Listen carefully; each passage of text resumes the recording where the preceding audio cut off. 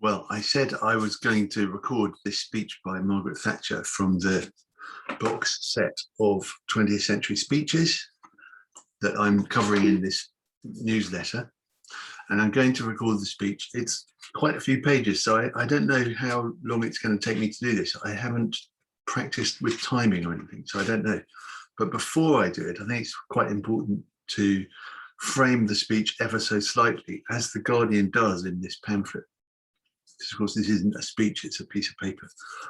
And The Guardian introduces it with a foreword by Simon Jenkins, who is a columnist, or has been a columnist with The Guardian, but is a sort of in-house, slightly to the right person for The Guardian, and used to edit the Times newspaper.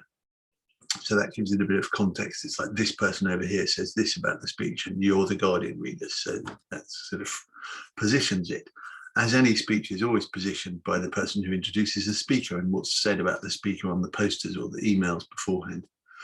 So in his foreword, Simon Jenkins, as a historian, says very clearly, the opening words, Margaret Thatcher's speech to the 1980 Conservative Conference was that of a woman with her back to the wall.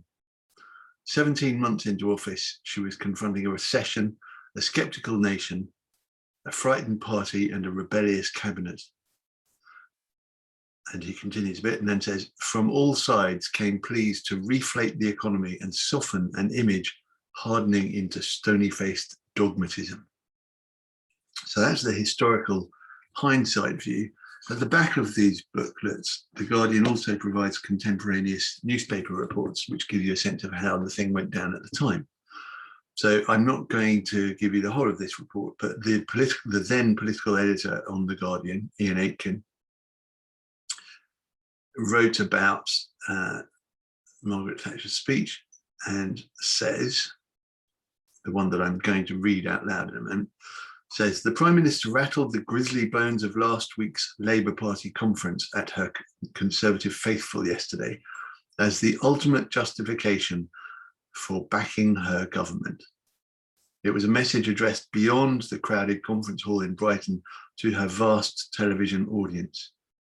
With an angry right to work demonstration taking place in the driving rain outside, it gained a new significance. I won't read any more than that, but you get the sense that this is an embattled Prime Minister. This is not Thatcher, as history went on to see her, as a kind of a triumphant and maybe even complacent leader. This is someone who doesn't know if she's going to get a second term. And actually that probably haunted her, because her predecessor as Tory Prime Minister, Ted Heath, sat nearby in the House of Commons, and he had only had one term because he backed down. So here we go. Good luck listening to the speech. I hope you find it interesting. I have looked at it, but I haven't read it out loud, so I expect to be quite halting. Forgive me on the delivery, but this is the point of the exercise is not to be a brilliant impersonator of Margaret Thatcher. It's to try to understand what it feels like to be Margaret Thatcher delivering her speech. Probably now that you've heard that, you can go off and do your own thing, try your own Margaret Thatcher speech or anyone else's. But I do think there's something very special that comes out of reading a speech and putting your head into the speaker's mind for a moment. Right, so here goes. Margaret Thatcher, October the 10th, 1980, Brighton. Conservative Party conference, closing speech. And I'm not going to do a Margaret Thatcher voice or anything, just to be completely transparent. Mr. Chairman, ladies and gentlemen, most of my cabinet colleagues have stated their speeches of reply by paying very well-deserved tributes to their junior ministers. At number 10, I have no junior ministers. There is just Dennis and me, and I could not do without him. I am, however, very fortunate in having a marvellous deputy who is wonderful in all places, at all times, in all things, Willie Whitelaw. At our party conference last year, I said that the task in which the government was engaged to change the national attitude of mind was the most challenging to face any British administration since the war. Challenge is exhilarating. This week, we Conservatives have been taking stock discussing the achievements, the setbacks, and the work that lies ahead as we enter our second parliamentary year. As you said, Mr. Chairman, our debates have been stimulating and our debates have been constructive. This week has demonstrated that we are a party united in purpose, strategy, and resolve, and we actually like one another. When I am asked for a detailed forecast of what will happen in the coming months or years, I remember Sam Goldwyn's advice: never prophesy, especially about the future. Interruption from the floor. The interruption is likely to have been a protester who came in and shouted something about, where was it? Power to the people, I think it was. Margaret Thatcher continues, never mind, it is wet outside. I expect that they wanted to come in. You cannot blame them. It is always better where the Tories are. And you, and perhaps they, will be looking to me this afternoon for an indication of how the government see the task before us and why we are tackling it the way we are. Before I begin, let me get one thing out of the way. This week at Brighton, we've heard a good deal about last week at Blackpool. I will have a little more to say about that strange assembly later, but for the moment, I just want to say this. Because of what happened at that conference, there has been behind all our deliberations this week a heightened awareness that now more than ever, our Conservative government must succeed. We just must, because now there is even more at stake than some had realised. There are many things to be done to set this nation on the road to recovery, and I do not mean economic recovery alone, but a new independence of spirit and zest for achievement. It is sometimes said that because of our past, we as a people expect too much and set our sights too high. That is not the way I see it. Rather, it seems to me that throughout my life in politics, our ambitions have steadily shrunk. Our response to disappointment has not been to lengthen our stride, but to shorten the distance to be covered. But with confidence in ourselves and in our future, what a nation we could be. In its first 17 months, this government have laid the foundations for recovery. We have undertaken a heavy load of legislation, a load we do not intend to repeat because we do not share the socialist fantasy that achievement is measured by the number of laws you pass. But there was a formidable barricade of obstacles that we had to sweep aside. For a start, in his first budget, Geoffrey Howe began to wrest incentives to stimulate the abilities and inventive genius of our people. Prosperity comes not from grand conferences of economists, but by countless acts of personal self-confidence and self-reliance. Under Geoffrey's stewardship, Britain has repaid 3,600 million of international debt which had been run up by our predecessors. And we paid quite a lot of it before it was due. In the past 12 months, Geoffrey has abolished exchange controls over which British governments have dithered for decades. Our great enterprises are now free to seek opportunities overseas. We have made the first crucial changes in trade union laws to remove the worst abuses of the closed shop, to restrict picketing to the place of work of the parties in dispute, and to encourage secret ballots. Jim Pryor has carried all these measures through with the support of the vast majority of trade union members. British aerospace will soon be open to private investment. The monopoly of the Post Office and British Telecommunications is being diminished. The barriers to private generation of electricity for sale have been lifted. For the first time, nationalised industries and public utilities can be investigated by the Monopolies Commission, a long overdue reform. Michael Heseltine has given to millions, yes, millions of council tenants the right to buy their own homes. It was Anthony Eden who chose for us the goal of a property-owning democracy. But for all the time that I've been in public affairs, that has been beyond the reach of so many who were denied the right to the most basic ownership of all, the homes in which they live. They wanted to buy, Many could afford to buy, but they happened to live under the jurisdiction of a socialist council which would not sell and did not believe in the independence that comes with ownership. Now Michael Heseltine has given them the chance to turn a dream into reality. And all this and a lot more in 17 months. The left continues to refer with relish to the death of capitalism. Well, if this is the death of capitalism, I must say that it is quite a way to go. But all this will avail us little unless we achieve our prime economic objective, the defeat of inflation. Inflation destroys nations and societies as surely as invading armies do. Inflation is the parent of unemployment. It is the unseen robber of those who have saved. No policy which puts at risk the defeat of inflation, however great its short-term attraction, can be right. Our policy for the defeat of inflation is, in fact, traditional. It existed long before Sterling M3 established the Bank of England Quarterly Bulletin, or monetarism became a convenient term of political invective. But some people talk as if control of the money supply was a revolutionary policy. Yet it was an essential condition for the recovery of much of continental Europe.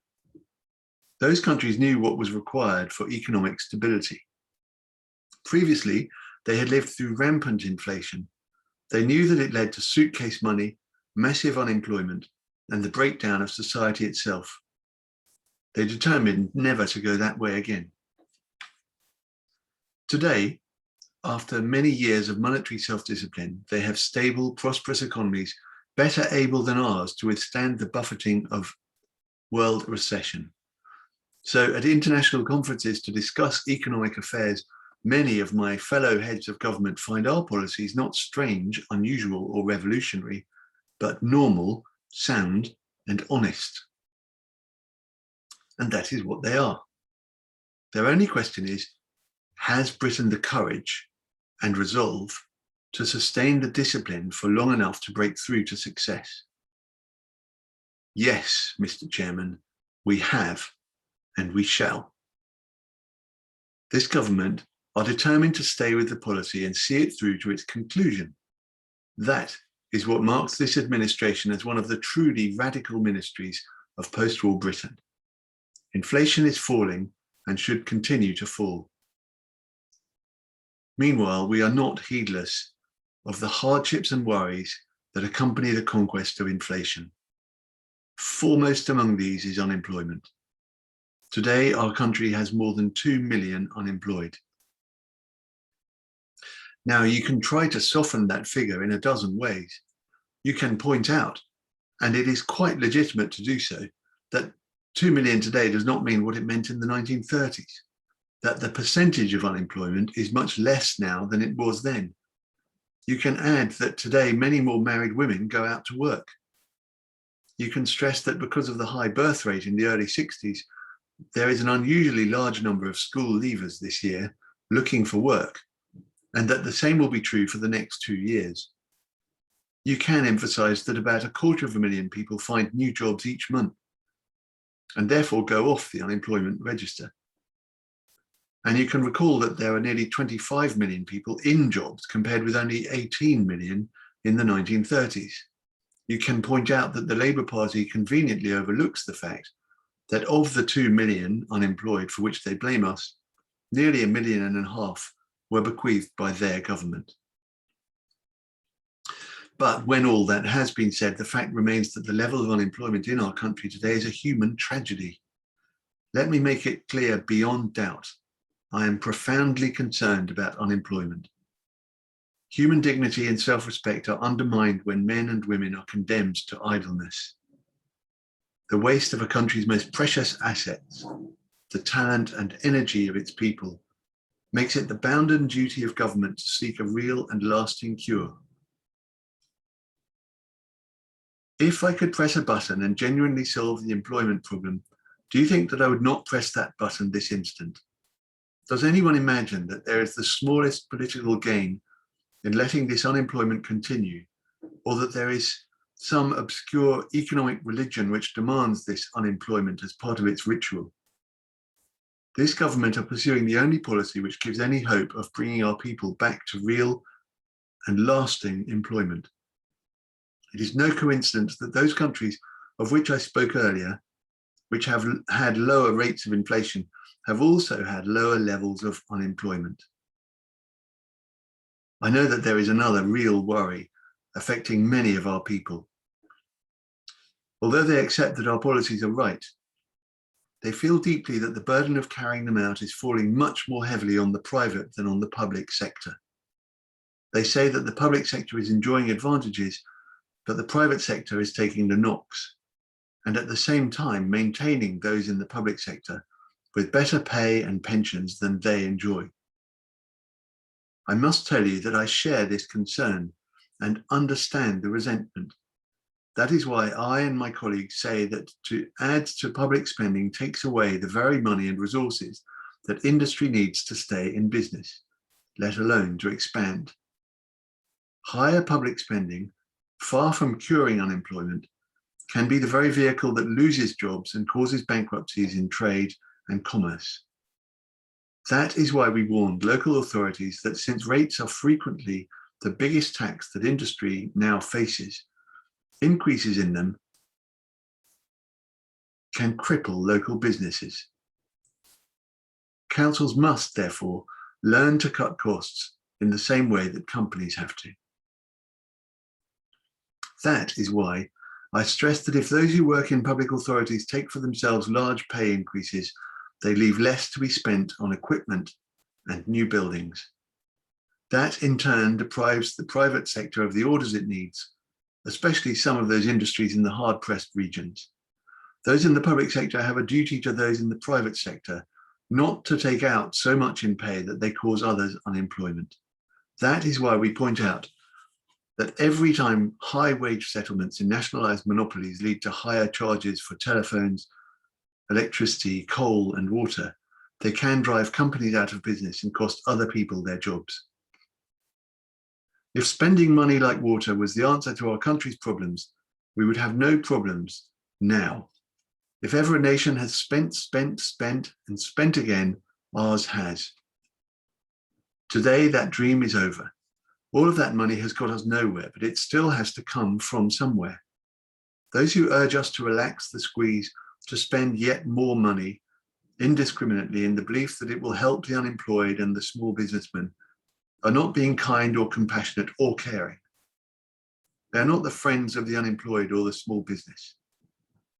They are asking us to do again the very thing that caused the problems in the first place. We have made this point repeatedly.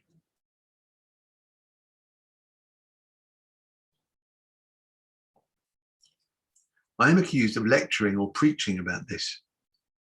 I suppose it is a critic's way of saying, well, we know it is true, but we have to carp at something. I do not care about that, but I do care about the future of free enterprise, the jobs and exports it provides, and the independence it brings to our people. Independence? Yes, but let us be clear what we mean by that. Independence does not mean contracting out of all relationships with others. A nation can be free, but it will not stay free for long if it has no friends and no alliances. Above all, it will not stay free if it cannot pay its own way in the world. By the same token, an individual needs to be part of a community and to feel that he is part of it. There is more to this than the chance to earn a living for himself and his family, essential though that is. Of course, our vision and our aims go far beyond the complex arguments of economics. But unless we can get the economy right, we shall deny our people the opportunity to share that vision and to see beyond the narrow horizons of economic necessity. Without a healthy economy, we cannot have a healthy society. Without a healthy society, the economy will not stay healthy for long. But it is not the state that creates a healthy society. When the state grows too powerful, people feel that they count for less and less. The state drains society not only of its wealth, but of initiative, of energy, the will to improve and innovate, as well as to preserve what is best. Our aim is to let people feel that they count for more and more. If we cannot trust the deepest instincts of our people, we should not be in politics at all. Some aspects of our present society really do offend those instincts. Decent people do want to do a proper job at work, not to be restrained or intimidated from giving value for money.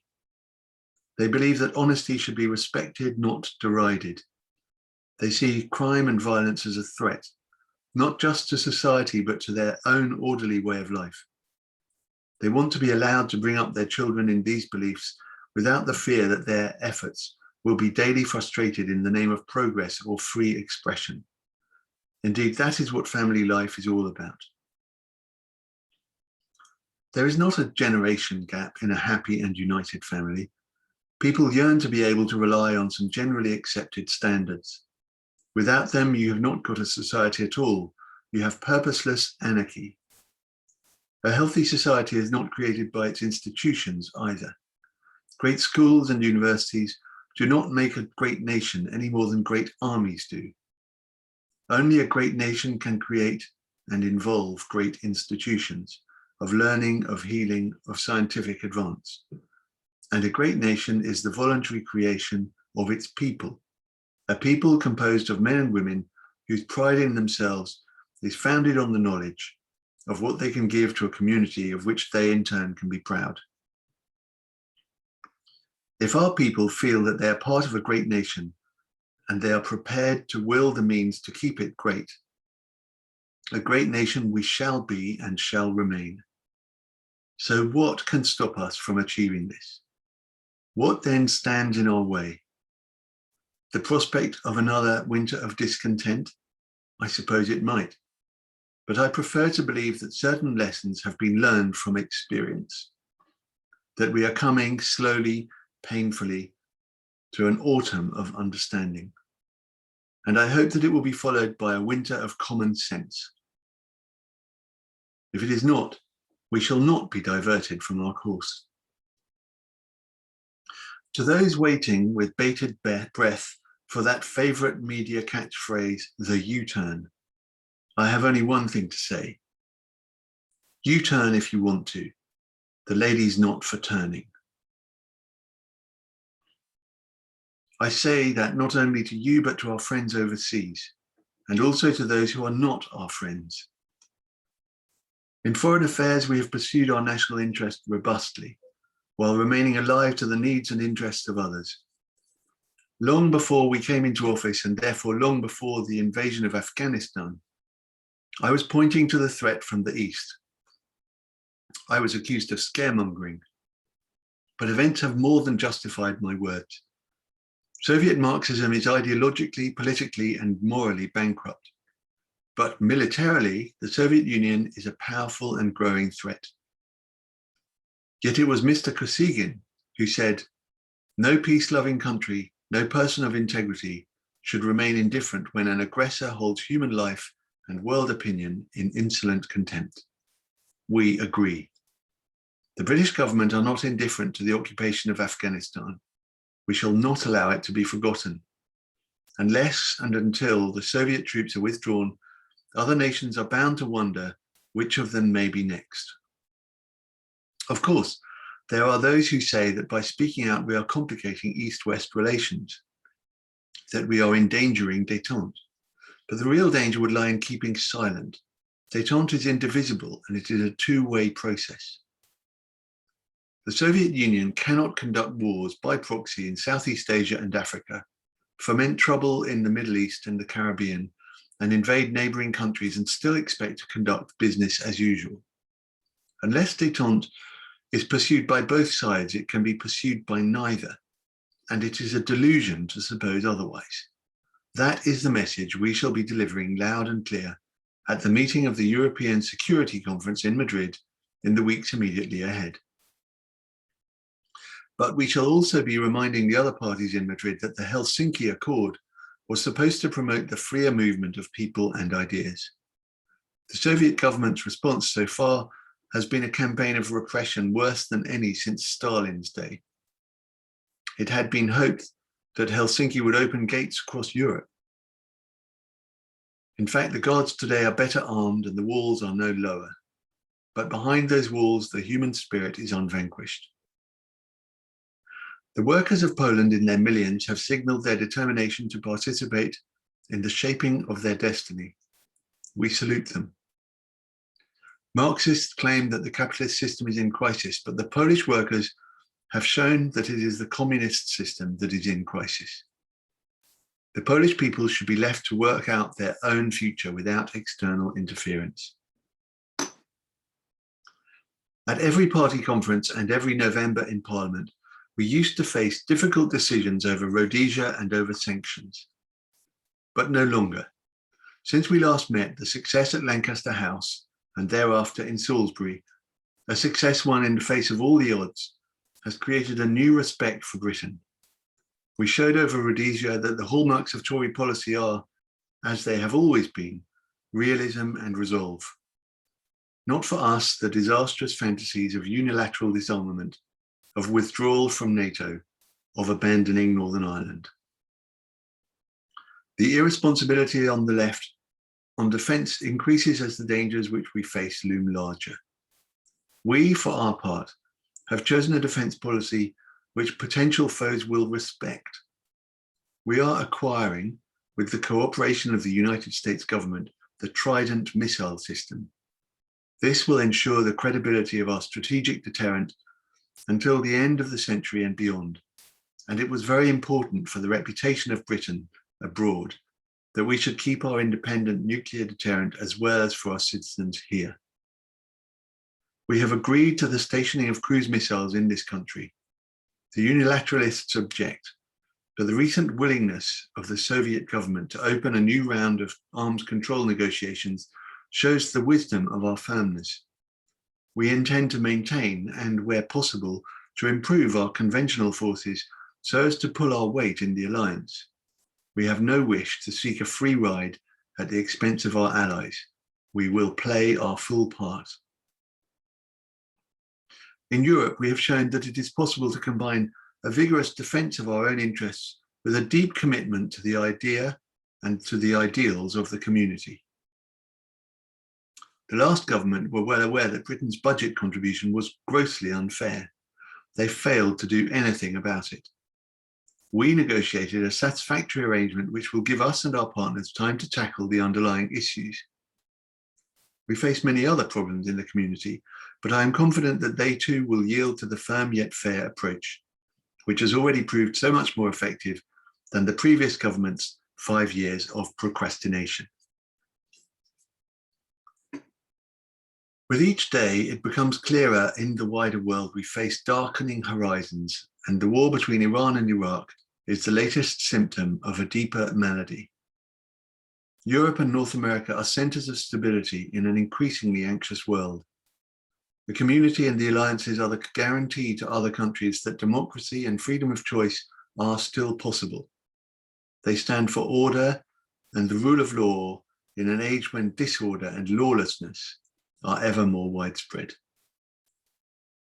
The British government intend to stand by both these great institutions, the community and NATO.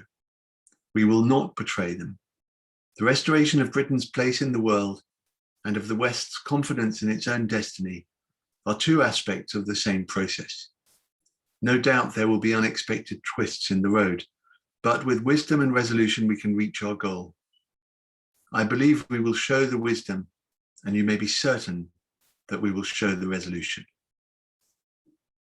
In his warm-hearted and generous speech, Peter Thornycroft said that when people are called upon to lead great nations, they must look into the hearts and minds of the people whom they seek to govern.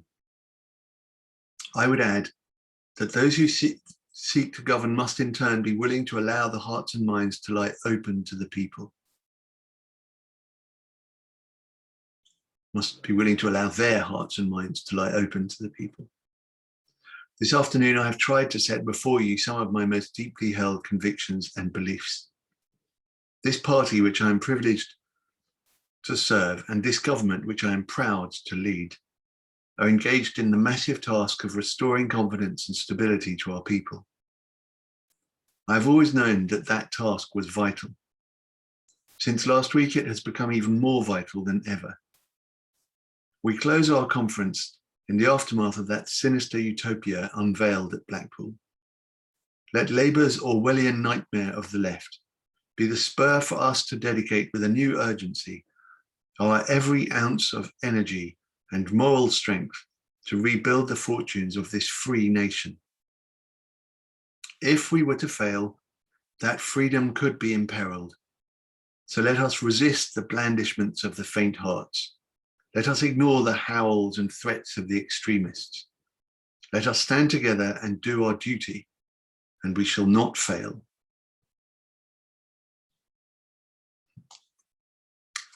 There we go. I have no idea how long this has taken so far. I don't even know if it's recording properly. So anyway, doesn't really matter. What does it feel like to have just delivered that speech? It feels weird. It feels like I do understand a little bit more about her mindset, Margaret Thatcher's mindset. I do have a much clearer sense, just having said it out loud, of the rhythm and the pace and the sort of the chunks of the speech. I know that the beginning was much more grand philosophical view. Then there's quite a long stretch of that we're going to do this, we're going to do that, we're going to do this, we're going to do that. This is the state of the world. This is the state of the world. And then a sort of a rousing finale. So that reading it aloud really makes that clear in my mind in a way that reading it in my head didn't. It gives me a sense of how she handled that short interruption. It gives me a sense of the rhythm of the longer sentences that are punctuated by these short, ringing, pithy statements. It really makes clear to me why that line about the ladies not fraternity was put in there, because it was just absolutely designed to be the TV soundbite. I mean, it was like, this is the sentence that sounds so unusual and sort of richly strange that also conveys the whole point of the sentence, which is we are going to carry the speech as a whole, which is we're going to carry on with our plan, despite calls for us not to do this anymore. So does it make me like her anymore? I don't know. And a long time has passed since 1980. I feel actually quite like hindsight is one of those things that, those changes that she introduced happened. There's no point wishing them away. And with hindsight and less of the panicky view in the moment, I don't think that the things that her opponents said against her were entirely realistic. It wasn't as bad as all that. And I also don't think that the things that she thought were marvellous were as marvellous as all that. So it all just seems slightly less important with the distance of time, not surprisingly. And it's also unavoidably interesting to notice how some things have just completely switched. So she's asking the public sector to be a little bit more restrained in pay and benefits and pension plans so that the private sector doesn't suffer too much. And pretty well ever since, we've heard exactly the opposite. It's interesting to hear her talking about things that have just totally gone, Soviet communist regimes. And to hear her talking about engaging fiercely and robustly with a European community that we're glad to belong to, that's just, it's still hard to read that in light of Brexit without wanting to sort of snicker ironically. Anyway, those are just some thoughts. I also noticed some great rhetorical effects. So I'm going to try and go over the speech as a piece of writing shortly. That's all for now. Thank you. If you've watched this far, wow, you deserve a medal.